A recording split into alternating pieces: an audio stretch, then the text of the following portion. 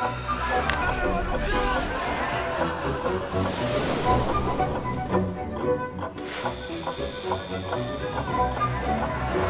y Zapata asomados a los balcones del palacio.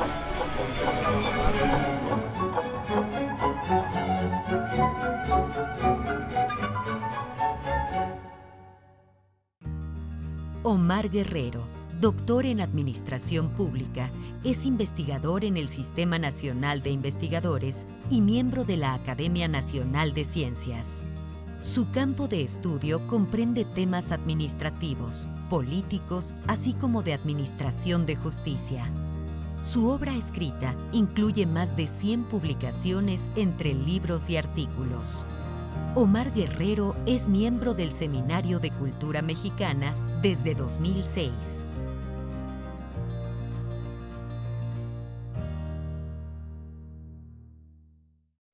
Omar, tu especialidad es realmente importantísima. La administración pública es un asunto que tendría que contar con un aprecio generalizado y además con un tratamiento siempre a la altura de la responsabilidad que implica justamente la labor del administrador público. Desafortunadamente vivimos con mayor frecuencia que lo contrario, realidades que son desalentadoras, frustrantes. Digamos, los ciudadanos frecuentemente nos enfrentamos a una deficiente administración pública, cuando además lo público tiene que ver pues, con nuestra vida social completa. Entonces yo quisiera comenzar por preguntarte, ¿cuál es tu acercamiento hacia este fenómeno, este campo del conocimiento tan importante para la vida social? Como no, Sergio, en primer lugar, muchas gracias por la invitación. Nada, encantado. Al seminario le va a servir mucho este foro, que la audiencia ya tan amplia que vas teniendo estos programas nos puedan escuchar, porque creo que es una institución que y ver además, claro, creo que es una institución muy importante porque en el seminario convergen todas las ciencias y todas las artes y todos los conocimientos que tienen que ver con la vida en general y con la vida del país. En lo que respecta a la administración pública, yo tuve el honor de ingresar al seminario aproximadamente hace 5 años, 5 o 6 años. Y aquí lo interesante es que por primera vez la administración pública tiene un espacio en un lugar donde convergen una verdadera élite de personajes, como son mis compañeros, como eres tú. Gracias. El que no es premio nacional es profesor emérito o grandes artistas, pintores, personajes que manejan las letras muy bien, el lenguaje, etc. Aquí lo importante es que la administración pública, que hace, digamos, todavía unos 40 años, se consideraba como impropia de la alta cultura, de la alta disciplina, ya encontró un lugar. Y eso es muy relevante para todos nosotros. Sí lo creo, sin duda. Es muy importante. Naturalmente, la administración pública tiene como punto central el servir al pueblo. De hecho, la administración pública es la gestión dedicada al servicio del pueblo, porque público deriva de pueblo. Claro. Entonces, es la administración pública de, para y en favor del pueblo. Y de hecho, tenemos una administración pública deficiente que no sirve adecuadamente al pueblo. Y creo que es una cruzada que tenemos tanto los practicantes en el ejercicio de la administración pública como aquellos que estamos interesados en su desarrollo científico. Y es a lo que yo me he dedicado. Cuando joven, hace ya muchos años, la mayor parte de mis compañeros, y también yo en ese momento, estamos interesados en prepararnos para desempeñarnos en un servicio público que queríamos que fuera más profesional y de mayor rango y alcance. Pero éramos una gran mayoría y una pequeña cantidad de los mismos compañeros integrantes de nuestras generaciones pensaban que también se debería de cultivar científicamente, porque meditábamos que una limitación esencial de una buena práctica radica en tener conocimientos que deriven en principios y en guías de acción. Claro. Bueno, no muchos compañeros míos se dedicaron a esta actividad, a la segunda, al desarrollo científico, sino más bien al desempeño en el servicio público. En aquellos tiempos, cuando egresamos de la facultad a principios de los años 70, el concurso de mis compañeros fue muy importante, sobre todo en las unidades de organización de métodos. ¿Qué hicieron las unidades? Racionalizar el servicio público. Y créeme que sí mejoró. Fue la época de la reforma administrativa. Sí. De hecho, todos nosotros fuimos hijos de la reforma administrativa, de personajes tan eminentes como don Fernando Solano, tan Claro. admirado, mi maestro, fue mi jefe un pequeño tiempo en la Es SEP. una gran figura, en un entrañable, sin duda, Fernando. Es una gran personalidad. Gran persona. Recientemente en el Instituto Nacional de Administración Pública se le otorgó el doctorado honoris causa, muy merecido. Más que merecido, Tuve el sí. honor de ser uno de los retores, de los oradores, pues. Y fíjate que utilicé una metodología griega, el elogio, Claro. el encomio. No sé cómo me salió, pero bueno. Sin duda Con mucho gusto bien. lo hice. Con mucho gusto lo Porque además eres elocuente. Bueno, te agradezco mucho. Te agradezco mucho, Sergio. Bueno, el asunto es que desafortunadamente con el paso del tiempo se dejó de reclutar egresados de mi facultad que tenían los conocimientos para remediar los problemas de la administración pública. Y como vivimos un sistema de libre nombramiento, entonces el presidente de la República y los altos funcionarios pueden allegarse a las personas que consideran las adecuadas, de acuerdo con un sistema de confianza.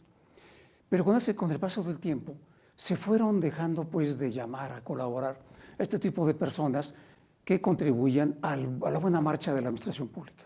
Y eso fue muy lesivo, desafortunadamente. Pero por otra parte, cada vez más se fueron creando centros de estudios en la administración pública, no solo en la UNAM, sino también, por ejemplo, en el Estado de México o en el CIDE, por citarte dos casos que son realmente muy, muy importantes. Y esto propició que se fuera multiplicando el número de egresados con posgrados en la administración pública, fueran maestros o doctores. Se fue pues desenvolviendo un núcleo de personajes, de personalidades dedicadas al cultivo científico de la administración pública. Prosperaron, por ejemplo, las revistas. Se nutrió enormemente la cuantía de personas dedicadas al estudio científico de la administración pública. Tuvimos un lugar eminente incluso dentro del Sistema Nacional de Investigadores. Entonces, la administración pública, después de 40 años, como disciplina, tiene una gran respetabilidad que deseamos reflejar en el servicio público. Ahora, dime una cosa, Omar. Efectivamente, a nivel conceptual, a nivel académico, hay una conciencia, y es inobjetable, digamos, la cientificidad de la administración pública, su idoneidad también como disciplina intelectual para la buena marcha de la res pública, de la cosa pública. Pero, ¿qué sucede cuando en la realidad se enfrenta uno a improvisación, a falta de sensatez en los trámites, a rezagos, a exceso de burocracia, a un desprestigio generalizado, si me permites la expresión? Porque antaño pareciera que llegaban a la administración los más calificados, por lo menos en los cargos directivos, y había una respetabilidad también, aunque quizá no había los mecanismos científicos para tener una mejor administración, era más respetable la figura de quien se desempeña como servidor público, como funcionario público. En la actualidad hay una suerte de suspicacia que quien se dedica a esto es casi, digamos, culpable de corrupción o de malos tratos o de malas prácticas, mientras no demuestre lo contrario. Es decir, la presunción de inocencia, que es algo que la sociedad pues reclama para cada uno de sus individuos, cada uno de sus integrantes, pareciera que en la administración pública operara en sentido contrario.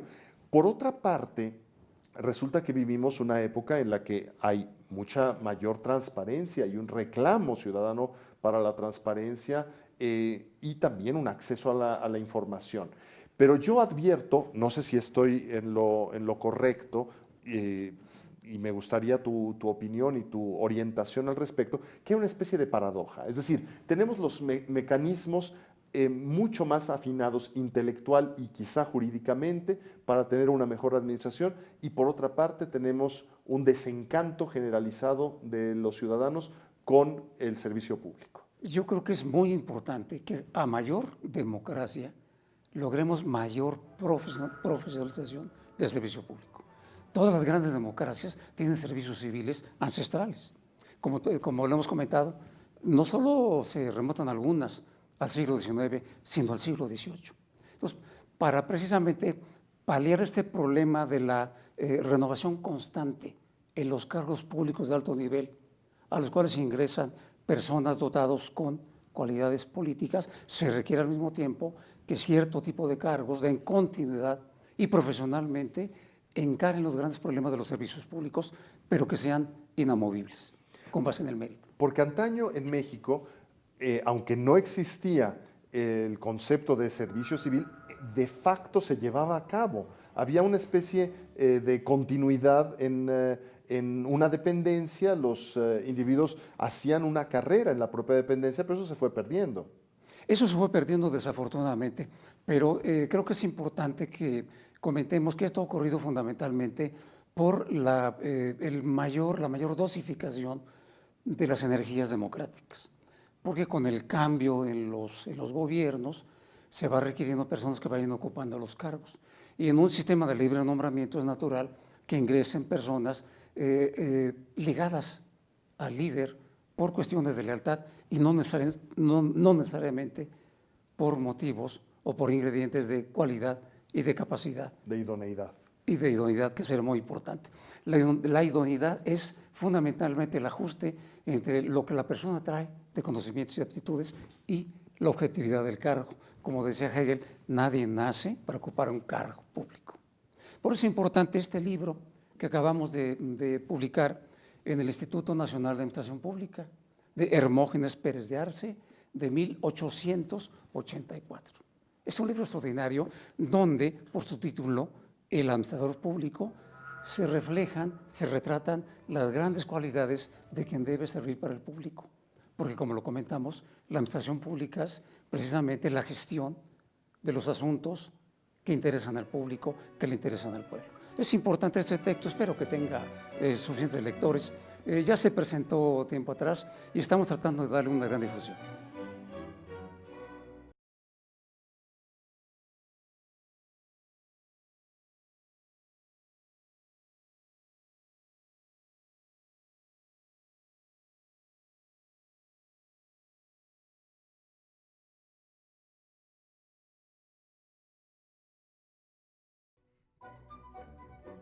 Omar, hemos estado comentando pues sobre los grandes conceptos, las grandes necesidades, la cientificidad de la administración pública, pero me interesa mucho también que escuchemos de ti mismo lo que tú estás preparando en términos intelectuales, porque eres un académico que es ampliamente consultado, una autoridad en la materia, y me parece importantísimo saber qué es lo que tú mismo estás preparando en este momento, sobre qué temas estás haciendo tu labor particular de estudio, de reflexión, de escritura en torno a la administración pública.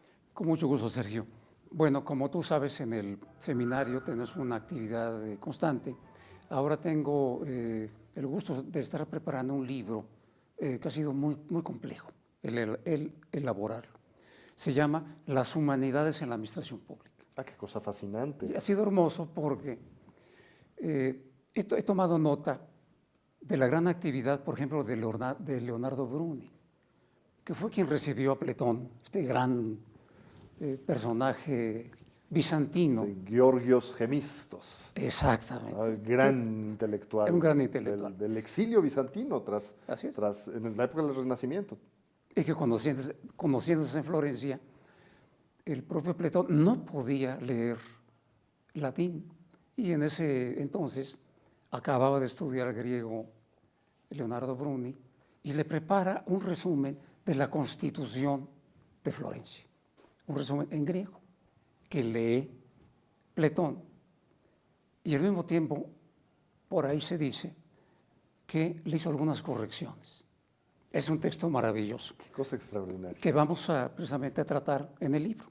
Leonardo Bruni fue posteriormente, no, en ese momento, era el canciller de la República, que es el primer cargo de la administración pública.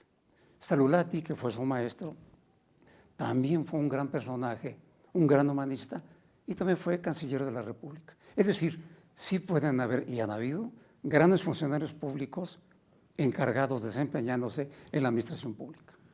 Bueno, y justamente estos grandes pensadores ponen todo su trabajo intelectual al servicio de una eficaz, idónea y sólida administración pública. Naturalmente. Es el caso de Salaluti, por ejemplo, o de Leonardo Bruni, que son los cancilleres, los secretarios de los órganos superiores de una república que se convulsiona mucho, como es Florencia. Otro caso era el de Venecia, 1000 años de gran administración pública, 1000 años, en que en Florencia constantemente estaba bajo la metralla de la lucha política y de la lucha militar. El caso de Salulati es muy interesante porque además de sus grandes logros como humanista, su gran actividad en el caso de la administración pública fue extraordinaria. Fue el hombre que mejor comunicó en su tiempo a través de las cartas, que es trabajo administrativo. Cartas, resúmenes, memorias, minutas, es trabajo administrativo, Claro. pero claro, elevado al 1000%. Sí, con gran sustancia. Por esos grandes personajes. Maquiavelo. Si un historiador dijera la gran vocación de Maquiavelo es la historia, yo estoy de acuerdo. O sea, si un politólogo dice la gran vocación de Maquiavelo es la política, yo estoy de acuerdo. Pero si alguien dice la gran vocación de Maquiavelo fue la administración pública, van a haber dudas y reservas. Por eso estoy trabajando el tema, porque Maquiavelo fue funcionario público casi 20 años, 4 como oficial administrativo y casi 15 como secretario del Consejo de los 10 de la Libertad y de la Paz. Así se llamaba este gran consejo. Bueno, entonces Maquiavelo tuvo una gran actividad como funcionario público en un ente donde, por razones de la época, que era un colegio multifuncional, el Consejo de los 10 se dedicaba a la guerra, a las relaciones exteriores y a la gobernación, a la política interior. Lo que no aprendió Maquiavelo como secretario de ese consejo. Las grandes embajadas que tuvo en Francia, que fueron 4, 2 en Alemania. Trató al emperador Maximiliano, que no aprendió como político. Entonces, en las biografías se nota cómo esta actividad administrativa lo va enriqueciendo. Y cuando lo despiden, cuando regresa a los Medici, sufre mucho durante un año. Y en la carta del 10 de diciembre de 1412 se refleja muy bien este pesar enorme de un servidor público despedido, de un servidor público injustamente, porque sus compañeros se quedaron trabajando. Y a él lo despiden. ¿Y por qué lo despidieron? Lo despiden porque el grupo que apoya a los Medici es hostil a Maquiavelo y no a los demás funcionarios. Por pugnas de poder. Por pugnas de poder, por razones de índole político y a lo mejor politiqueras. Bueno, el asunto es que Maquiavelo lo que quería era continuar como servidor público. Esa era su vocación. ¿Cuál es más fuerte? ¿Historiador, politólogo o administrador público? Los tres. Pero lo importante es destacar, relevar su actividad, su aprendizaje, su experiencia como servidor público, que se va a reflejar en los textos posteriores, como es el caso de su pequeño trabajo sobre el gobierno de Luca, o su gran trabajo sobre cómo reformar al Estado en Florencia. Es un gran personaje y estamos hablando de un gran administrador público. Sí hay grandes administradores públicos en la historia. Y en este libro que estás preparando, ¿hasta dónde vas a llegar? Porque me parece de veras fascinante que justamente al aludir a los humanistas, la administración pública, des a conocer que hay una larga y fructífera tradición de inteligencia relacionada con la praxis de la administración. Entonces, si hacemos ese recuento histórico, me imagino que hayamos figuras ulteriores que también tienen una gran importancia. ¿Hasta dónde llegas en la cronología del libro? Mira, algo muy importante es que también tratamos, al menos parcialmente, a Erasmo de Róterdam. Él también quiso ser consejero, también quiso ser funcionario público y no lo consiguió.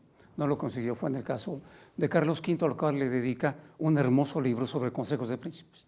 Le había dedicado un encomio a Felipe el Hermoso. Sí. Bueno, no funcionó, pero al mismo tiempo él era muy libre, él quería más bien tener libertad de movimiento y de pensamiento para hacer sus cosas, y las hizo maravillosamente. Se dice con razón, creo, que es el más grande humanista de la historia, un hombre enorme. Pero esto me lleva a Tomás Moro y la utopía. Claro. La utopía es pues, también hija del Renacimiento. Sí, sí. Eso es lo maravilloso.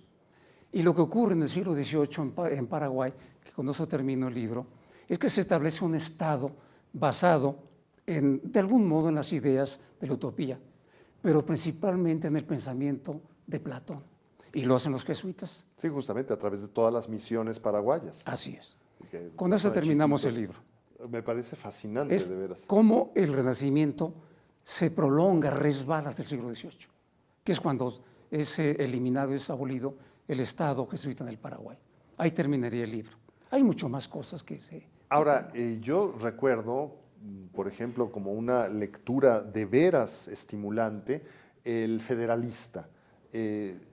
Hamilton, J. Madison, escribiendo esa serie formidable de artículos periodísticos de gran hondura para defender la idea de los Estados Unidos. Es decir, que lo que era en ese momento 13 nuevas repúblicas se puedan congregar en un solo Estado, del que va a derivar la invención del sistema federal moderno.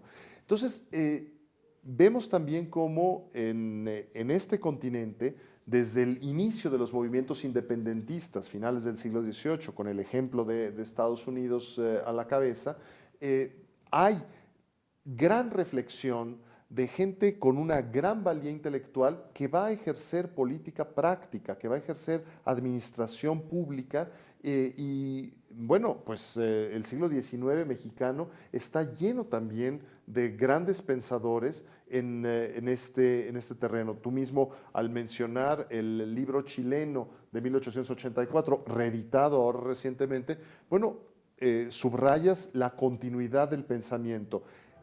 ¿Qué es lo que necesitamos hacer hoy en día, Omar, para que nuestra administración pública pueda recuperar ese prestigio y pueda llamar la atención también a quienes estén más calificados para desempeñarse en ella y no que sea percibida como un botín? Porque frecuentemente el ciudadano a pie, como se suele decir, de a pie, va pensando que el que ejerce la labor de administrador público no es más que una persona proclive a la corrupción o incluso ya con el ánimo corrupto para enriquecerse o beneficiarse y no el servicio público, que es tan importante y encomiable. Mira, los estudios de administración pública ponen un gran acento en las organizaciones, en los organismos, en los órganos, en los puestos. Lo más importante, sin embargo, es el ser humano.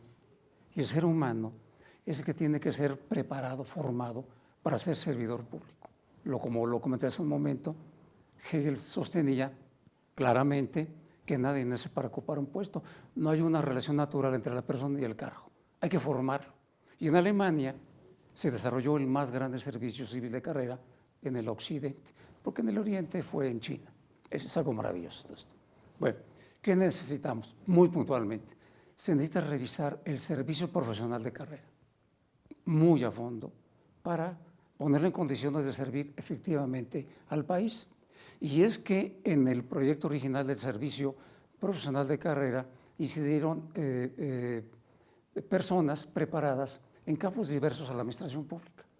El principal asesor, David Osborne, es de origen y de profesión periodista. Y el periodismo es muy importante, igual el periodista, pero en su función. Claro. Pero para la administración pública se requería otro tipo de perfil. El asunto es que tampoco tenían mucho conocimiento de la administración pública, a pesar de un libro que fue muy famoso. A veces los libros son tan famosos como malos. Y creo que el de ellos A veces fue ocurre, sí. tan famoso como muy malo. Bueno, el asunto es que requerimos una revisión a fondo del servicio profesional de carrera y pensar también muy seriamente sobre replicar los servicios civiles de carrera en los estados, para que haya una cuantía de como la llaman algunos, una masa crítica de inteligencia que se pueda vertir en el servicio público y que crean en los administradores públicos de carrera, que se tenga confianza en aquellos que estudiaron la licenciatura en Ciencias Políticas y Administración Pública o la maestría en Administración Pública y el doctorado en Administración Pública, pero que crean en ellos para precisamente colaborar en el remedio de los grandes males del país. Hay que tener confianza en quienes egresan de las universidades como especialistas en un campo del saber, la administración pública.